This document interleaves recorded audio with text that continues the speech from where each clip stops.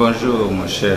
Nous vous avons approché par rapport à une situation qui sévit à travers la République démocratique du Congo, aussi bien en Afrique où les étudiants sont confrontés à un problème d'emploi après leur formation. Vous êtes un expert en entrepreneuriat. Pensez-vous qu'il y a moyen de pouvoir résoudre cette grande question? Oui, le chômage sévit partout, hein, aussi bien dans des pays dits développés que dans nos pays ici qui peinent pour décoller. Et le problème, c'est que dans ces pays dits développés, on a réussi à mettre l'équation études, formation égale emploi. Et nous avons suivi cela. Le résultat, c'est que le contenu même, comme l'a dit le président dernièrement, beaucoup de gens protestent, mais il a dit la vérité, que parfois on manque de métier et la formation n'est plus adaptée. Le problème, c'est celui-là.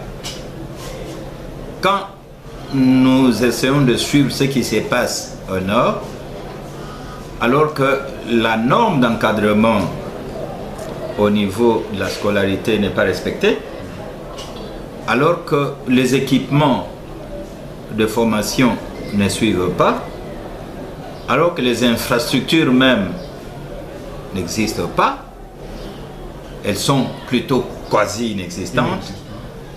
Et dans le supérieur et à l'université, c'est rare de trouver une université avec une bibliothèque de ce nom. Il est très rare, ce tableau a été dressé lorsqu'il y a eu les assises de Lubumbashi sur les réformes introduites par l'actuel ministre de l'enseignement supérieur universitaire, son Excellence Mohindo. Et nous sommes globalement face à une formation de type supérieur universitaire et même à la formation primaire et secondaire totalement inadaptée par rapport aux évolutions socio-politiques et même économiques et même par rapport à la science et la technologie actuelle. D'où il y a des connexions où nous ne pouvons pas mettre formation égale emploi. Et puis, chez nous, la formation est conçue comme un mythe fondé, je donne cours comme ça en entrepreneuriat, mythe fondé sur l'obtention du diplôme. Voilà. Il est courant que quelqu'un vous donne sa carte de visite où vous lisez son nom et son titre académique ou scolaire. Il est rare, sinon quasiment absent, de trouver dans une carte de visite les noms et l'entreprise ou l'emploi ou la spécialisation qui génère le revenu. Moi, je considère que l'entrepreneuriat, c'est une action qu'on peut mener pour obtenir un revenu. Voilà. Cette action peut être le montage d'une micro-entreprise ou une entreprise moyenne ou une grande entreprise, pourquoi pas. Ça peut être aussi toute activité génératrice de revenus qu'on peut appeler l'entrepreneuriat, parce que les jeunes gens ne comprennent pas. Voilà. Il a son diplôme en main, il ne sait pas les valoriser, il ne sait pas concrétiser la formation, parce que comme je venais de le dire, il y a une déconnexion, une inadaptation face aux évolutions. Je ne vais pas répéter la même chose. Voilà. Et cela frappe. Il y a aussi un phénomène. Je rencontre des jeunes gens qui sont formés par moi et par des collègues dans ce domaine d'entrepreneuriat. Il est là, dans une boutique. Il a terminé en économie ou en finance, en Sciences Po. Il a une boutique où il vend, et une boutique bien équipée, achalandée. Ah, qu'est-ce que vous êtes devenu? Il dit, non, professeur, moi je suis un chômeur. Voilà. Il ne comprend pas qu'il est en train de faire l'entrepreneuriat. Voilà. Il est chômeur parce qu'ayant étudié l'économie, oui, il devait se voir à la banque. Voilà. Alors que ce qu'il gagne, c'est un revenu supérieur à celui que gagne le gars qui est à la banque. Donc, c'est un effort constant que les formateurs que nous sommes, les enseignants que nous sommes, les professeurs que nous sommes, et nous devrions faire pour arriver culturellement à démontrer à nos jeunes qu'il faut stopper avec le mythe des diplômes. Parce qu'à ce niveau, je ne vais pas citer les grands millionnaires et les grands milliardaires congolais qui ont réalisé des actifs matériels, des actifs financiers, des acquis biens et services qui n'ont jamais été à l'université. C'est pour comprendre que on ne peut pas dire moi je suis devenu entrepreneur parce qu'il y a un diplôme de tel niveau. Non, ça n'a rien à voir. Ça n'a rien à voir. Voilà plus ou moins, j'ai été long à une question fondamentale que vous avez posée. Oui. Oui. Justement, professeur, c'est comme si vous êtes en train de décourager le jeune gens, de décourager les gens de faire l'université et s'engager au niveau de l'entrepreneuriat.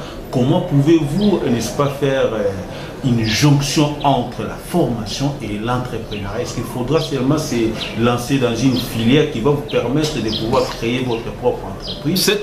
C'est quoi justement? Mais cette réaction que vous avez, je l'enregistre parfois quand je donne cours dans nos universités.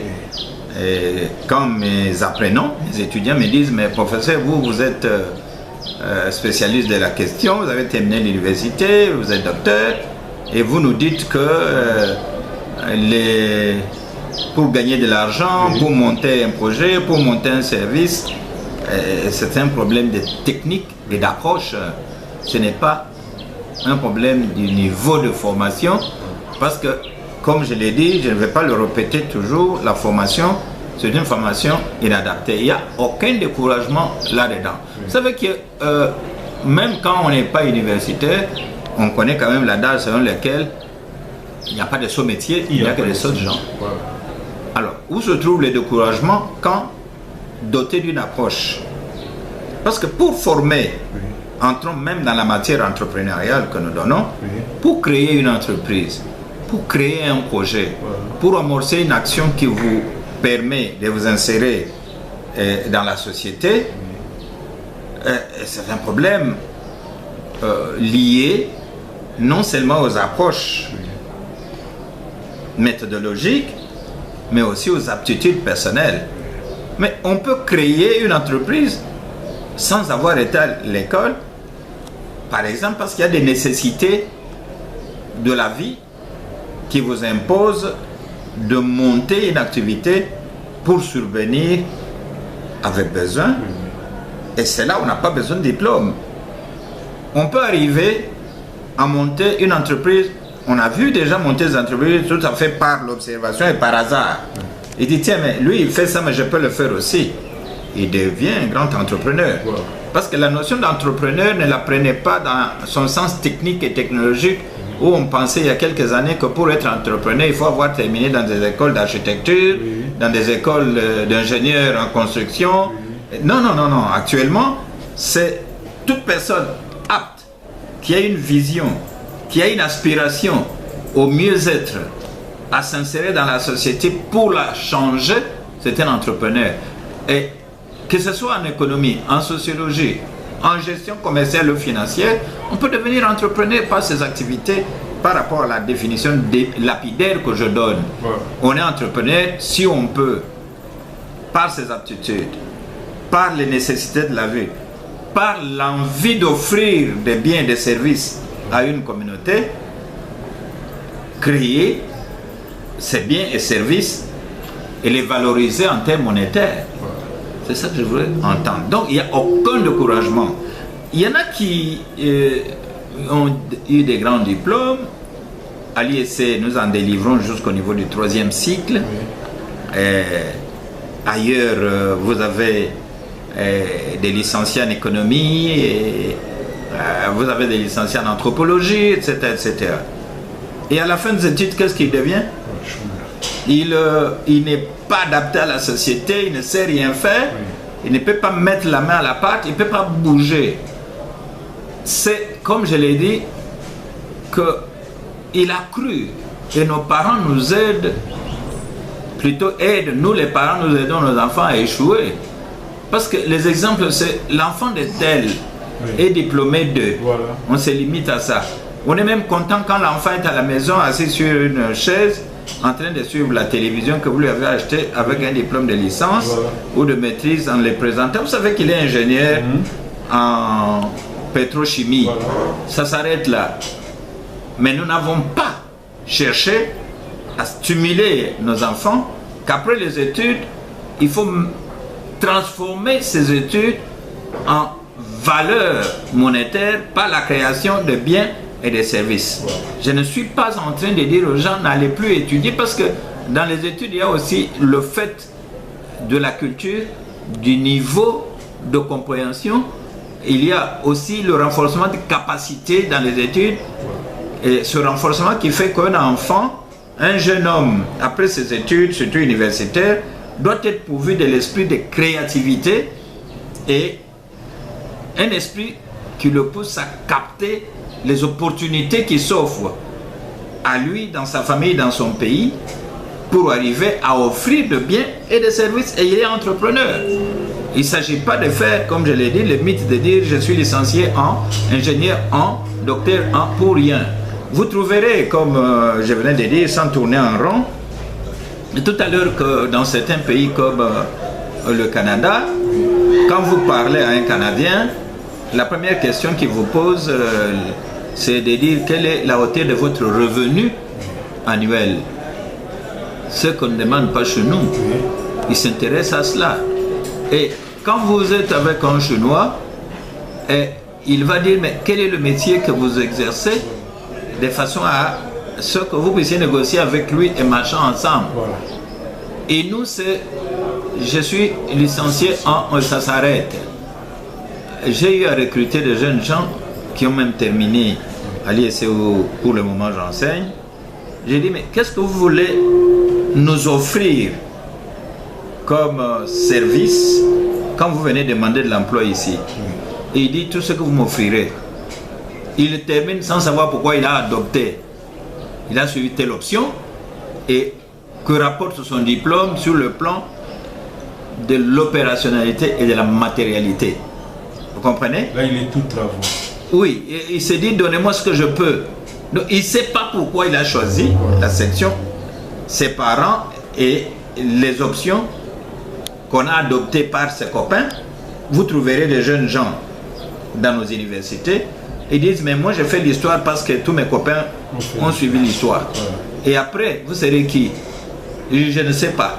Je pourrais entrer dans la politique. Parce que c'est encore chez nous le métier le plus facile, l'entrepreneurship. Voilà. Ok, professeur, nous avons aujourd'hui le privilège d'avoir un ministère qui s'occupe de l'entrepreneuriat. Vous, en tant qu'expert, comment pourriez-vous quand même donner des orientations à ce ministère en fait de prouver la nation à pouvoir sortir de cette grande question? Oui, il faut quand même à un moment donné reconnaître les orientations politiques qui sont palpables, réalisables et concrétisables. L'autorité, la haute autorité qui a, à travers ses experts et son cabinet, conçu, et c'est la première fois chez nous, un ministère qu'on appelle ministère d'entrepreneuriat, a eu raison. Mais encore faudrait-il que l'on donne à ces ministères des vraies orientations qui puissent permettre aux jeunes Congolais, à l'homme congolais, à la femme congolaise de sortir de la misère et de la pauvreté. Ce ministère n'a pas pour vocation, on avait demandé les orientations, je commence par la négation, n'a pas pour vocation distribuer de l'argent aux jeunes gens pour qu'ils aillent faire le commerce, monter des affaires. Ça, c'est un rôle qu'on doit donner avec des conditionnalités aux institutions financières et aux banques. c'est un ministère qui devrait plus former les jeunes gens à comment monter une action. Quand je parle d'une action ici, ça peut être un projet, une entreprise, une micro-entreprise, en tout cas, quelque chose qui fait changer le jeune homme pour qu'il s'insère dans la société. On devrait, pour cette administration de ce ministère, beaucoup plus amplifier des actions de créativité. On devrait plus montrer aux jeunes gens quelles sont les opportunités que nous avons dans ce pays à tous les niveaux.